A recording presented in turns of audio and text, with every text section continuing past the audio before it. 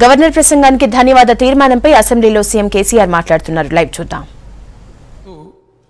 ఒక 20-30 సెకండ్లు ముందు వచ్చేసింది అధ్యక్ష. తమరు విన్నారు, మేమందరం విన్నాం, అందరం కూడా విన్నాం. సభలో పేద గొంతు పెట్టుకుని స్పీకర్ గారు గడియారం వెనుకకు తిప్పండి. ఏమవసరం అధ్యక్ష ఆ ఉత్సాహం? అది పనికొచ్చేదా? ఒక రాజ్యాంగ అధినేత మన సభకు వచ్చి ఉభయ సభలను ఉద్దేశించి ప్రసంగించి గవర్నమెంట్ యొక్క హోలిస్టిక్ అప్రోచ్, ఒక బ్రాడ్ అప్రోచ్ ఏముందో సభలో గౌరవ సభ్యులకు, సభ ద్వారా ప్రజలకు తెలియజేసిపోయేటువంటి రాజ్యాంగ విహితమైనటువంటి విధి అధ్యక్ష. ఆ 45 నిమిషాలు 50 నిమిషాలు కూడా మనం మన అసహనాన్ని వదిలిపెట్టలేము అధ్యక్ష. రాష్ట్రంలో అత్యున్నత ప్రజాస్వామ్య వేదిక ఇది, ఇంతకు మించిన వేదిక లేదు. ఈ వేదికలో గౌరవ సభ్యులుగా ఉండేవాళ్ళు ఒక 45 నిమిషాలు, ఒక అరగంట సేపు, ఒక 50 నిమిషాల సేపు గవర్నర్ గారు వచ్చిపోయేంతసేపు తమ అసహన వైఖరిని అణచిపెట్టుకునేంత ఓపిక లేకుండా అంత ఇంపేషన్స్ ఎందుకు అధ్యక్ష? ఏం అవసరం వచ్చింది? అది అందరం కలిసి అనుకున్న తర్వాత ఎట్టి పరిస్థితులలో మేము చాలా కఠినంగానే ఉండదలుచుకున్నాం అధ్యక్ష. పెద్దలు ప్రతిపక్ష నాయకులు జానారెడ్డి గారు, నేను అక్కడ ఉత్తరప్రదేశ్ అవన్నీ ఫలితాలు చూసి ఇంటి దగ్గర ఉండిపోయిన అధ్యక్ష. సభకు కొంచెం ఆలస్యంగా రావడం జరిగింది. టీవీలో చూసినాను నేను. ఇది రాజ్యాంగంలో ఎక్కడుంది? ఎందుకు లేదు అధ్యక్ష? మన శాసనసభ రూల్స్లోనే ఉన్నది. శాసనసభ జరపడానికి ఒక విధి, విధానం, పద్ధతి, ఒక నిబంధనావళి ఉంది అధ్యక్ష. ఆ నిబంధనల ప్రకారమే ఎవరైనా ఈ విధంగా ప్రవర్తిస్తే ఖచ్చితంగా సస్పెండ్ చేయొచ్చని ఉన్నది. ఇది రాజ్యాంగబద్ధంగా ఎందుకు లేదు? మరి అల్లరి చేయడం, గవర్నర్ గారు ఒక రాజ్యాంగ అధినేత వచ్చినప్పుడు చేయడం మాత్రం రాజ్యాంగబద్ధమా అధ్యక్ష? దాన్ని సమర్థిస్తామా? రెండోది అధ్యక్ష, ఇంకో విషయాన్ని సభలో ఉండే వ్యక్తి ఎంతసేపు ఆరోపణలు, ప్రత్యారోపణలు, అవునంటే కాదు, కాదంటే అవునని అదొకటే కాకుండా ఇది అధ్యక్ష ఒక మౌలికమైన విషయాన్ని ప్రస్తావిస్తా ఉన్నా. ఇలా the whole world has adopted parliamentary democracy. 2 ఫామ్స్లో ఉంది అధ్యక్ష. ప్రెసిడెన్షియల్ ఫార్మ్ ఆఫ్ గవర్నమెంట్ ఉంది, లేదా ప్రధానమంత్రి మన దేశంలో ఉన్న తరహా పద్ధతి ఉంది. ఎక్కడనో కొన్ని చిన్న మినహాయిస్తే ఆల్మోస్ట్ 95% ప్రపంచం ఈరోజు పార్లమెంటరీ డెమోక్రసీని అడాప్ట్ చేసుకొని ఈ ప్రాసెస్లో ముందుకు పోతూ ఉన్నాయి. ఈ ప్రాసెస్లో ముఖ్యమైన వ్యక్తులు ఉండేటువంటి శాసనసభ్యులు, పార్లమెంటు సభ్యులు, మంత్రులు, ముఖ్యమంత్రులు, ప్రధానమంత్రులు, ఎవరైనా కావచ్చు, ఏ స్థాయిలో ఉన్న వాళ్ళని కావచ్చు, దీన్ని పరిపుష్టం చేసే విధంగా, ఈ వ్యవస్థ మీద ప్రజలకు విశ్వాసం పెరిగే విధంగా ప్రవర్తించాలి. కానీ దీని మీద ఒక అపనమ్మకం ఏర్పడే స్థితిలో ప్రవర్తిస్తే అధ్యక్ష, ఇంకోటి ఆయన కిషన్ రెడ్డి గారు భారతీయ జనతా పక్షం వారు మాట్లాడుతూ, భారతీయ జనతా పక్ష నాయకులు వారు ఇప్పుడు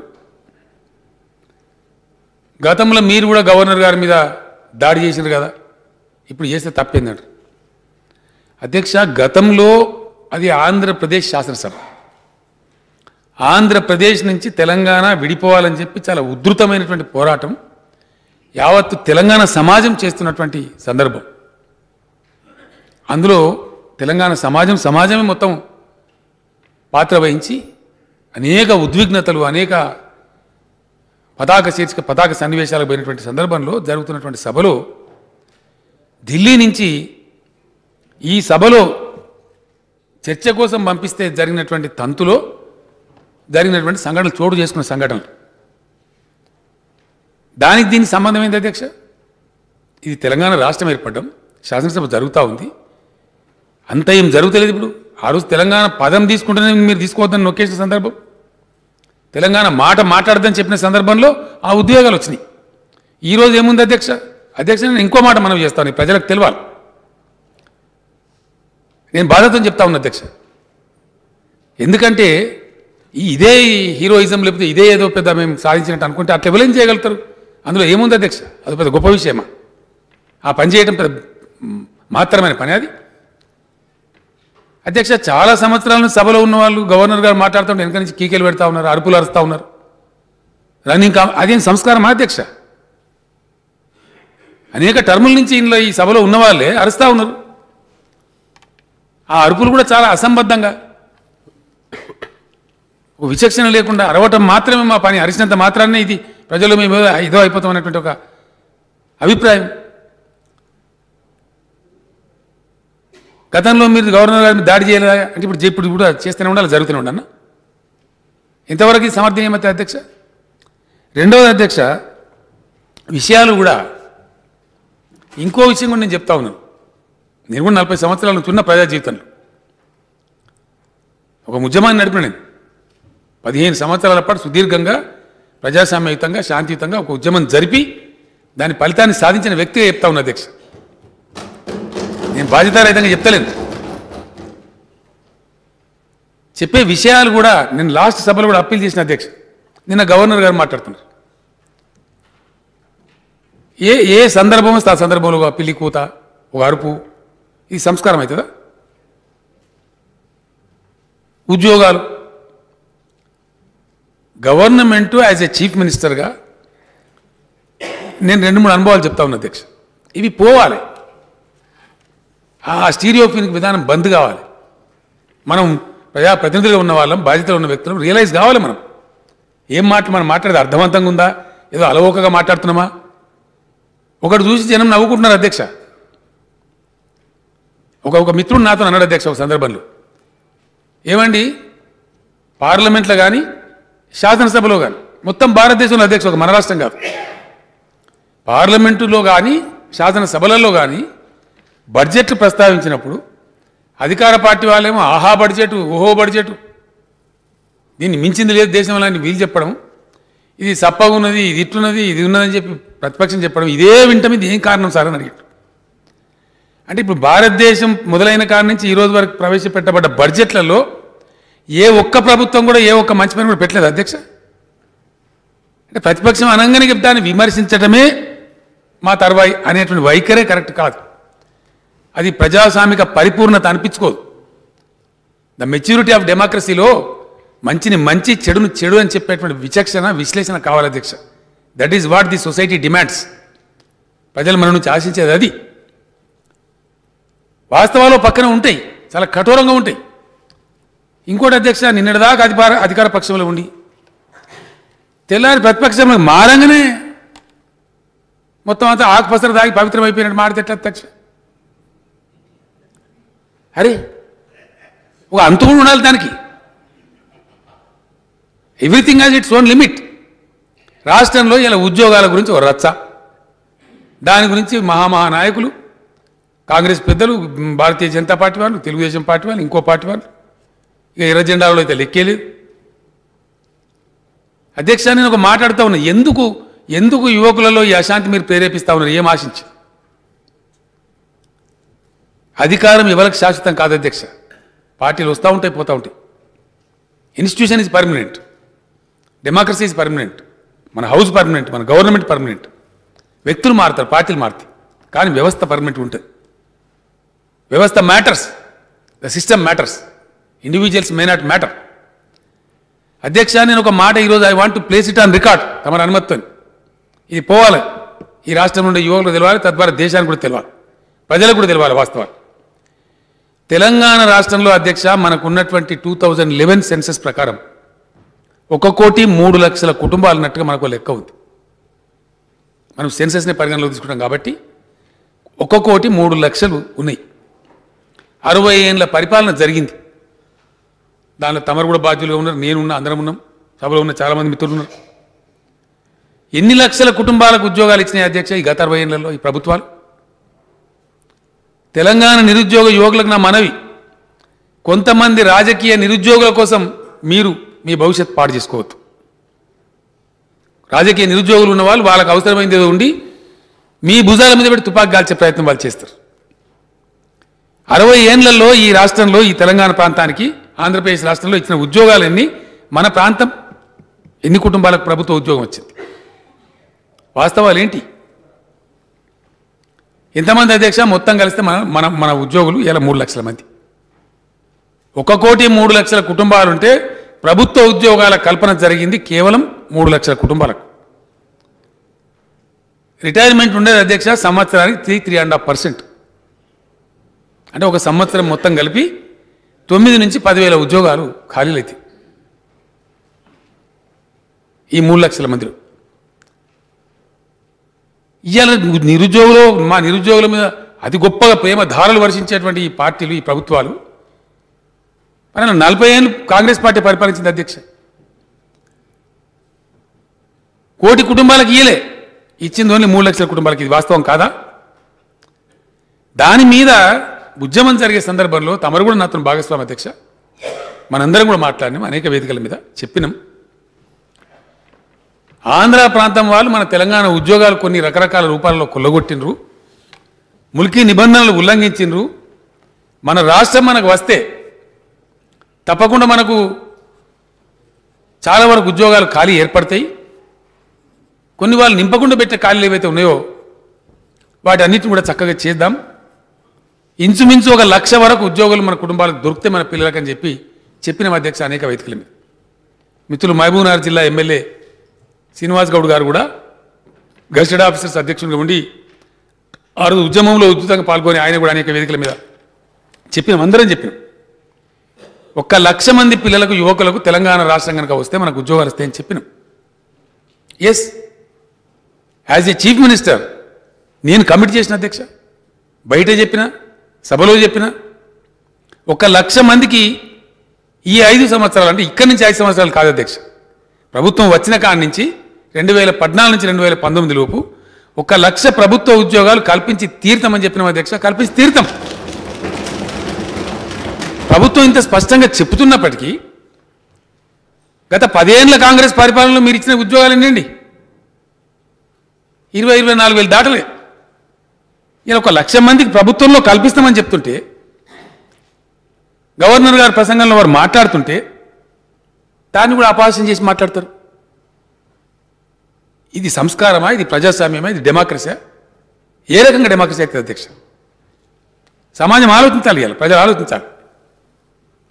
ఈ రకమైన విషయాలతోని మేము ఏదో చేసేస్తామనుకొని ఏదో జరుగుద్ది అనుకుంటే అధ్యక్ష, పేషెన్స్ కావాలి అధ్యక్ష.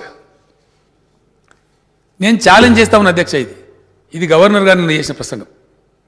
1 వాక్యం కానీ, 1 సెంటెన్స్ కానీ, దీనిలో అత్యుక్తి కానీ, అతిశయోక్తి కానీ, అబద్ధం కానీ ఉంటే 5 నిమిషాలలో నేను నా పదవికి రాజీనామా చేసి ఇంటికి పోతా అధ్యక్ష. 5 నిమిషాలు. ఏం కర్మ అధ్యక్ష మాకు? గవర్నర్ గారి ప్రసంగం ద్వారా అబద్ధాలు చెప్పాల్సిన కర్మ ఈ ప్రభుత్వానికి ఏం పట్టింది అని నేను అడుగుతా ఉన్నా. ఎందుకు చెప్పాలి? మేము ఏం ఆశించి చెప్పాలి? ఎందుకోసం అబద్ధాలు చెప్పాలి ప్రభుత్వం? ఎందుకు దాచిపెట్టాలి వాస్తవాలు? మేము దాచిపెడతలేం. మేము స్పష్టమైన అభిప్రాయంతో ఉన్నాం. అటువంటి అబద్ధాలు చెప్పాల్సిన అవసరం లేదు. నేను స్వయంగా దీన్ని రాపించిన అధ్యక్ష, మా క్యాబినెట్ దీన్ని ఆమోదించింది. ఎందుకు చెప్తాం అధ్యక్ష అబద్ధాలు? ఏం అవసరం ఉండి చెప్తాం? అటువంటి అవసరం ఏముంది అసలు మాకు? వాస్తవాలు ఉన్నదన్నట్టు చెప్పి మన మార్గం ఇది, మన పందా ఇది, మన పథం ఇది, ఈ విధంగా ముందుకు పోదామని చెప్తారు. 1 మాట కూడా అధ్యక్ష అత్యుక్తి లేదు, అతిశయోక్తి లేదు. కాన్సెప్చువల్ స్పీచ్ ఉంటుంది అధ్యక్ష. గవర్నర్ గారి ప్రసంగం broad understanding of the government ఉంటుంది. రేపు ఆర్థిక మంత్రి గారు రాజేంద్ర గారు ప్రవేశపెట్టే బడ్జెట్లో వారి యొక్క మొత్తం పద్దులు, మంచి చెడ్డ, వివరాలు, సంక్షేమం, అభివృద్ధి అన్ని సమ్మిళితం చేసినటువంటి బడ్జెట్ను, ఈ సంవత్సరం యొక్క ప్రణాళికను వారు రేపు బడ్జెట్ రూపంలో ప్రవేశపెడతారు అధ్యక్ష. దానిలో డీటెయిల్స్ అన్నీ వస్తాయి. దానిలో ఎవరికి ఎన్ని చెప్తున్నారు, ఎవరు మహిళలకు ఏం చేస్తారు, బీసీలకు ఏం చేస్తారు, ఎస్సీలకు ఏం చేస్తారు, ఫలానా ఏం చేస్తారు, అన్ని విషయాలు వస్తాయి. దాంట్లో ఏ శాఖ ఏ విధంగా ఉంది వారు సమీక్ష చేస్తారు. ప్లస్ వారి ప్రతిపాదన కూడా సభ ముందు పెడతారు. సభ యొక్క అనుమతితో సభ గ్రాంట్ చేసుకుంటారు, బడ్జెట్ గ్రాంట్ చేస్తారు. దాన్ని కూడా చెప్పడం, మేం చెప్పినట్టే నడవాలి, మేము చెప్పినట్టు నడిస్తేనే ప్రజాస్వామ్యం, మేము దాన్ని అనుమతించదలుచుకోలేదు అధ్యక్ష. ఇక 3 ఎమ్మెల్యేలను పార్టీ మేము మొత్తం డిక్టేట్ మేమే చేస్తాం, మా ఇష్టం ఉన్నట్టు చేస్తాం. మరి యువతల పక్కనే 90 మంది ఉన్నారు అధ్యక్ష. మా మిత్రపక్షం కలుపుకుంటూ 99 మంది ఉన్నాం. ఇది సభ కాదు కానీ 3 సభనా? అదేం ప్రజాస్వామ్యం అధ్యక్ష? డెమోక్రసీ అంటే మెజారిటీ. ఆ విధంగా ఎట్టి పరిస్థితులలో అరాచక పరిస్థితిని, సభను ఒక తప్పుదో పట్టించేటువంటి పద్ధతి కానీ, సభను అపహాస్యం చేసే పద్ధతి కానీ మేము సహించడానికి సిద్ధంగా లేము అని చెప్పి స్పష్టంగా నేను మనవి చేస్తా ఉన్నా. మేము చెప్పేదే ప్రజాస్వామ్యం, మేము చెప్పినట్టు జరగదు, మేము చెప్పినట్టు కూడా జరగదు అధ్యక్ష. విలువలకు, నిబంధనలకు, శాసనసభ యొక్క నిబంధనలకు లోబడి సభ జరుగుతుంది. తప్పకుండా ఆ విధంగా పోదాం. ఈ ఎలక్షన్లు సమీపిస్తున్నప్పుడు ఇది మరీ అతి చేస్తారు అధ్యక్ష. మనం గతంలో చూసినాం, గవర్నర్ స్పీచ్ చింపి ఎగిరేయడం, ఫైనాన్స్ మినిస్టర్ చదివితే ఆ స్పీచ్ చింపి ఎగిరేయడం. ఇది సభ చర్చా వేదిక అధ్యక్ష. అధ్యక్ష, తమరే ప్రత్యక్ష సాక్షి. తమరి ఛాంబర్లో గత సమావేశాల సందర్భంగా బీఏసీ జరిగితే కుండ బద్దలు కొట్టినట్టుగా 2 విషయాలు స్పష్టంగా నేను సభానాయకునిగా రాష్ట్ర ముఖ్యమంత్రిగా నేను చెప్పిన అధ్యక్ష. అధ్యక్ష, సభ ఎన్ని రోజులైనా సరే జరపడానికి మాకు అభ్యంతరం లేదు. జరిపినాం అధ్యక్ష, రికార్డు సృష్టించినాం. వింటర్ సెషన్ ఎప్పుడు కూడా అన్ని రోజులు జరగలే, జరిపి చూపించినాం మేము. అదేవిధంగా ఏ అంశమైనా సరే మీరు ప్రస్తావించండి, కాల్ అటెన్షనా, ప్రశ్న రూపంలోనా, షార్ట్ డిస్కషనా, మీరు ఏ రూపంలో అంటే ఆ రూపంలో ఏ అంశమైనా సరే చర్చ చేయడానికి సిద్ధంగా ఉన్నామని చెప్పి ఇంకా గొడవ ఎందుకు అధ్యక్ష? ఈ సభ ఉండేది అరుపుల కోసం, పిడబొబ్బల కోసం కాదు కదా అధ్యక్ష. సభ ఉండేది అర్థవంతమైన చర్చలు జరగడానికి. చర్చకు ప్రభుత్వం సిద్ధంగా ఉన్నప్పుడు, అన్లిమిటెడ్ టైం కూర్చుందామని ప్రభుత్వం సంసిద్ధతను వ్యక్తం చేసినప్పుడు ఇంకా అరుపులు ఎందుకు, పిడబొబ్బలు ఎందుకు, కాగితాల చించివేతలు ఎందుకు? ఏ అవసరాన్ని ఏం ఉద్దేశించి, ఏం లక్షించి, ఏ ప్రజాస్వామిక ప్రయోజనాన్ని ఆశించి ఈ అరుపులు అరుస్తున్నట్టు? సభ యొక్క హుందాతనాన్ని ఎందుకు దిగదార్చే ప్రయత్నం చేస్తున్నట్టు? కాబట్టి ఎట్టి పరిస్థితులలో సభ యొక్క ఔన్నత్యాన్ని కాపాడతాం. సభ యొక్క ఔన్నత్యాన్ని ఒకరిద్దరు వ్యక్తుల చిలిపి చేష్టల వల్ల ఈ సభ హుందాతనాన్ని దెబ్బతీయనీయం. ఏ పరిస్థితులలో కూడా ఆ విధంగానే ముందుకు పోతామని చెప్పి, ఒకవేళ మేము చేసే తప్పైతే ప్రజాస్వామ్యం కాబట్టి ఆ శిక్ష ప్రజలు మాకు విధిస్తారు. అట్లా ప్రవర్తించే వాళ్ళ తప్పైతే ప్రజలు వాళ్ళకి శిక్ష విధిస్తారు అధ్యక్ష. Because this is democracy. Ultimately people's court is the biggest court. ఇంత టైం తీసుకున్న విషయం చెప్పింది ఆ కారణం చేత అధ్యక్ష. ఏదో మా మీద ఏదో బట్టకాల్చి మీదేద్దాం. సభ విలువలను కాపాడే విషయంలో ఎట్టి పరిస్థితుల్లో రాజీ పడం. సభ ఔన్నత్యాన్ని దిగజార్చే విషయంలో ఎట్టి పరిస్థితుల్లో రాజీ పడం. తెలంగాణ కొత్త రాష్ట్రం సత్ సాంప్రదాయాన్ని నెలకొల్పాలి. ఈ శాసనసభ ఉన్నత విలువలతో నడవాలి. మేము అదే కోరుకుంటున్నాం. ఆ విషయంలో మేము రాజీ పడదలుచుకోవాలని మరొకసారి నేను మనవి చేస్తా ఉన్నా అధ్యక్ష. అధ్యక్ష, నిన్న గవర్నర్ గారి ప్రసంగంలో నా రాజకీయ జీవితంలో మొట్టమొదటిసారి అధ్యక్ష, ఇదే సభలో కంబైన్డ్ స్టేట్ ఉన్నప్పుడు లేదా మన స్టేట్ వచ్చినటువంటి మొదటి 6 నెలల్లో కూడా విద్యుత్ శక్తి విషయంలో మాట్లాడితే అరుపులు, పిడబొబ్బలు, అవి ఎక్కాలి దీపాలు, కందిళ్ళు తీసుకురావడం, ఎండిపోయిన వరికంకులు తీసుకురావడం, అవే సీన్లు చూసినాం. ఫస్ట్ టైం అధ్యక్ష, కరెంటు విషయంలో మంచి వాతావరణంలో మాకు మంచి జరుగుతుందని 50 మంది ప్రజలు అనుకోవడం, రాష్ట్రం అనుకోవడం, స్వయాన గవర్నర్ గారు దాన్ని సమీక్షించి చెప్పడం. అధ్యక్ష, పూర్తి స్థాయి అవగాహనతో వాస్తవాలేందో తీసుకొని చాలా విశేషమైనటువంటి అనుభవం ఉన్నటువంటి అధికారులను ఆ విద్యుత్ సంస్థలను వాళ్ళ చేతిలో పెట్టిన అధ్యక్ష. గత 40 ఏళ్లుగా విద్యుత్ శక్తి సంస్థలు పుట్టి పనిచేసినటువంటి విద్యుత్ బోర్డు ఉండే రోజులలో ఫైనాన్షియల్ అడ్వైజర్గా పనిచేసినటువంటి ప్రభాకర్ రావు గారు చాలా హై ఎక్స్పీరియన్స్ ఉన్న వ్యక్తిని చూస్ చేసి అక్కడ పెట్టినాం. ఎస్పీడీసీఎల్ కానీ, సిపిడి మన ఎన్పీడీసీఎల్ కానీ చైర్మన్లను కూడా మెరిటోరియస్ వ్యక్తులను పెట్టినాం అధ్యక్ష. మా ఇష్టాయిష్టాల ప్రకారం పెట్టలే. ఎవరు ఉత్తమమైన సేవలు అందించగలుగుతారో పెట్టి వాళ్ళకి చెప్పినాం, వాళ్ళని రిక్వెస్ట్ చేసినాం, ఈ బాధ నుంచి పోవాలి, ప్రజలు ఈ బాధ నుంచి విముక్తం కావాలి, మీకు ఏం అధికారాలు కావాలో తీసుకోండి, చేయండి అని చెప్తే అధికారులను నమ్మి వాళ్ళకి అప్పగిస్తే ఇలా అద్భుతమైనటువంటి ఫలితం అధ్యక్ష.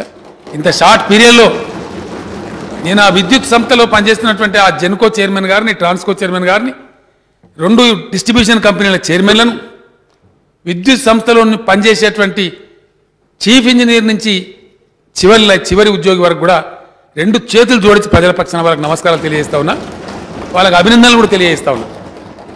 ఈరోజు రాష్ట్రానికి పెద్ద పెద్ద ఐటీ కంపెనీలు వస్తున్నాయి, పరిశ్రమలు లైన్ కడుతున్నాయి, టీఎస్ ఐపాస్ గొప్పగా అమలవుతుందంటే ఈ విద్యుత్ శక్తి సంస్థల వాళ్ళు ఇచ్చినటువంటి కాన్ఫిడెన్స్ అధ్యక్ష.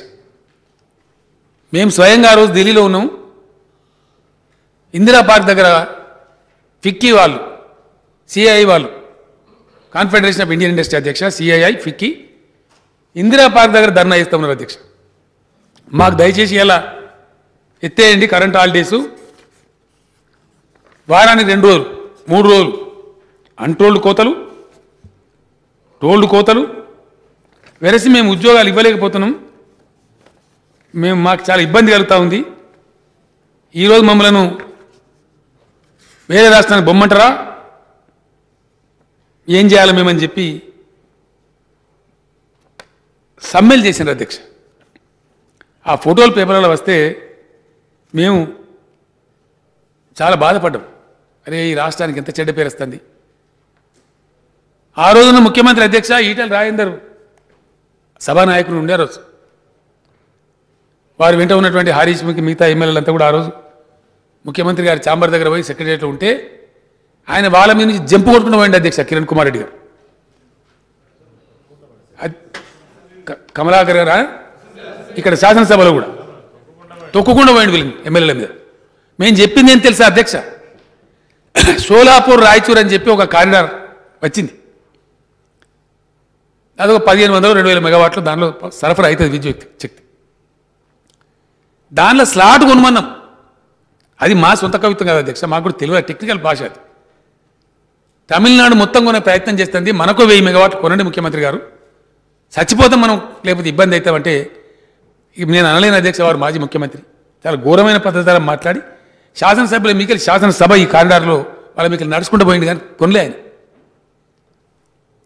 ఆనాడు ఇదే టీఆర్ఎస్ ఎమ్మెల్యేలు కొట్లాడారు కానీ ఇలా గొప్పగా మాట్లాడేటువంటి కాంగ్రెస్ నాయకులు అదే మంత్రివర్గంలో మంత్రులు కూడా నోరు మూసుకున్నారు తప్ప మాట్లాడలేదు అధ్యక్ష. తద్వారా ఏం పరిణామాలు సంభవించినాయండి? మీరు కూడా తమరు కూడా భాగస్వామి అయ్యారు. రాజీవ్ రహదారికి నేనే బంద్ పిలిపించిన అధ్యక్ష ఇదే కరెంటు కోతల విషయంలో. 240 కిలోమీటర్ హైదరాబాద్ మంచిర్యాల పొద్దుదాకా బంద్ చేసినాం మనమే. కారణం ఏంటంటే కరెంట్ వస్తలేదు, రైతులు చస్తారని చెప్పి, పంటలు పండుతలేవని చెప్పి. ఇలా మొత్తం ఇట్లున్న పరిస్థితి అయిపోయింది అధ్యక్ష. అది జీర్ణం అవుతలేదు మన ప్రతిపక్షాలకు. నేను చెప్పిన జానారెడ్డి గారికి ఈ విధంగా చేస్తామంటే అట్లా జరిగితే అద్భుతమైనారు. ఇలా ఉంటే బాగుండేది వారు. అద్భుతం జరిగిందా లేదా జానారెడ్డి గారు? జరిగింది. ఎందుకు? మేము అధికారులను నమ్మినాం, వాళ్ళకి అధికారాలు ఇచ్చినాం. కమాండ్ చెయ్యండి మీరు అన్నాం. మేము పొలిటికల్ ఇంటర్ఫిరెన్స్ ఉండదని చెప్పినాం. తద్వారా వాళ్ళు మంచిగా ఫ్రీ విల్గా పనిచేస్తూ ఉన్నారు. పని చేస్తాం అధ్యక్ష. ఇంకో మాట కూడా నేను మనం చేస్తా ఉన్నాను చాలా గర్వంగా సంతోషంగా.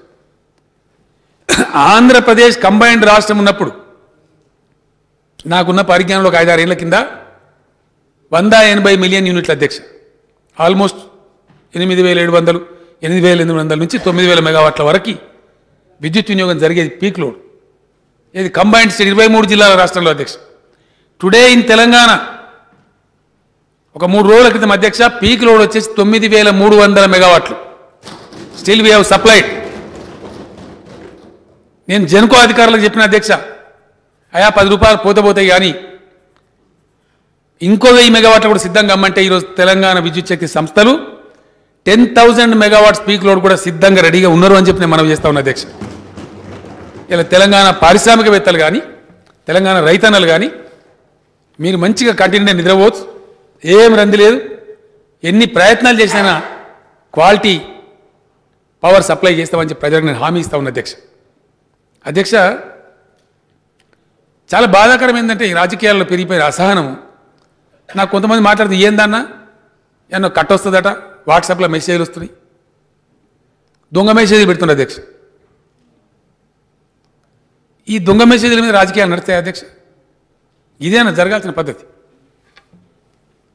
కాదిరి గారు చెప్పిన ఇంతకుముందు ఓల్డ్ సిటీలో మాకు కొంత ఇబ్బంది జరుగుతుంది, మాకు ట్రాన్స్ఫార్మర్ షెడ్ కావాలని చెప్పిండ్రు. 100% कादरी साहब मैं आपको उम्मीद दिलाता हूं. कहीं टेक्निकल है तो प्रॉब्लम है तो 5 मिनट के वास्ते चारमीनार डिवीजन पे निकाला गया, उससे ज़्यादा नहीं निकाला गया. उस्मानगढ़ के बारे में आप कह रहे थे ब्रेकडाउन है, बल्कि वहाँ ब्रेकडाउन नहीं है. और कभी कभी एलसी लेते हैं, आप लोग जानते हैं, कहीं रिपेयर करना पड़ता है, तो उसके सिवाय कोई तकलीफ देने की सरकार का कोई मंशा नहीं है. बिल्कुल आप जिस तरह चाह रहे थे उस तरह पावर वहाँ सप्लाई करेंगे. आप तारीफ भी करें सरकार का, मैं आपका शुक्रिया अदा करता हूँ. और ट्रांसफार्मर रिपेयर शेड वहाँ पे कायम करना बोल के आप डिमांड करें. बिल्कुल मैं आपको वायदा दिलाता हूं, मैं आपको यकीन दिलाता हूं, मैं आपसे वायदा करता हूं कि जल्द से जल्द ट्रांसफार्मर रिपेयर शेड वहां खोला जाएगा और जो सबस्टेशंस में बनाने हैं उन सबस्टेशनों पर मैं गौर करता हूं, मैं खुद गौर करता हूं और जल्द से जल्द वो सबस्टेशन भी बनाए जाएंगे. ఇట్లా చిన్న చిన్న సమస్య టెక్నికల్ స్నాక్స్ ఉంటే తప్ప ఖాదీ గారు చెప్పిన అధ్యక్ష గతంలో చాలా పోయేది, మేము చాలా బాధపడేది. ఈరోజు ఆ పరిస్థితి లేదని చెప్పిండ్రు, వారికి నేను థ్యాంక్స్ చెప్తా ఉన్నా అధ్యక్ష. అధ్యక్ష